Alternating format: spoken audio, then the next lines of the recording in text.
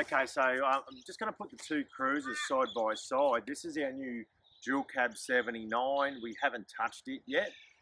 This is our single cab 79 with our coil conversion in it. I just want to show the clearance difference between leaf spring and a coil spring conversion just based on clearances alone.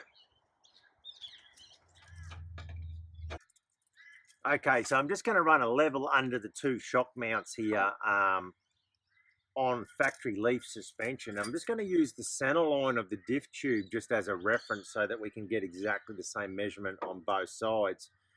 So if you go from the center line of your axle tube to the lowest part of your assembly here, which is basically not only your shock mounts, but it's also the U-bolt and plate kit that fixed to your leaf springs.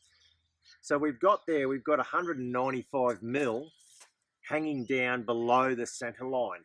Now, got to remember, if this was a GVM upgrade, this is only a standard leaf pack. So this here would be actually anything up to another 40 mil more hanging down. So you're looking at, worst case, you've got 195, so you're talking 235 mil from the center line, which is where everybody gets hung up. The other side of it is the actual lowest point is in at least 200 mil from the inside of your tire, so it's hanging down right where it counts. So most guys are getting hung up on this stuff. They do make high U-bolt plates and things like that, which you're going to gain, you know, probably 25 or 30 mil at best. So if we work on that 195 as a worst case from the center line, and we'll just go and compare it to our coil conversion.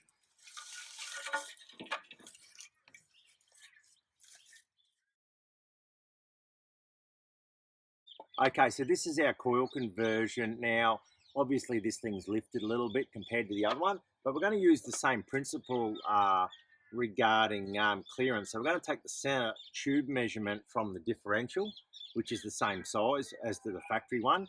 So we're down to 140 millimeters below the center line. So we're actually nearly 50 mil better off, as far as I think it's 55 mil better off. Lowest point is now here because obviously we're that much higher. It turns out that even now our lower control arm mounts are actually higher than that again. So you've still got another 15 to 20 mil. Now your shock mounts do stick below, and if we gave that actually a measurement, we would still only be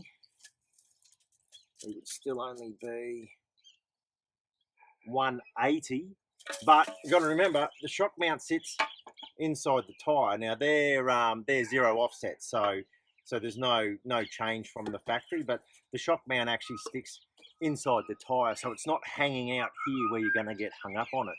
So we've got a minimum of 55 millimeters clearance, even more at this point here where you usually, you know, will be driving in ruts and things like that. But also too, with a GVM upgrade on that, you're going to lose another 40 mil at least in height. So you're going to be 200, what did we say, 235, so 145. So there's nearly 100 mil in it. It's quite a big change. And by upgrading the coils, it makes no difference on clearance. So that'll answer some of the questions we got. People ask, well, how much clearance does it give you? It's quite a bit. It's like giving you, you know, say if you go to a 3 or a 4 inch lift, well, you're gaining anywhere from, you know, 2 to 4 inches in actual ground clearance, just converting to coils.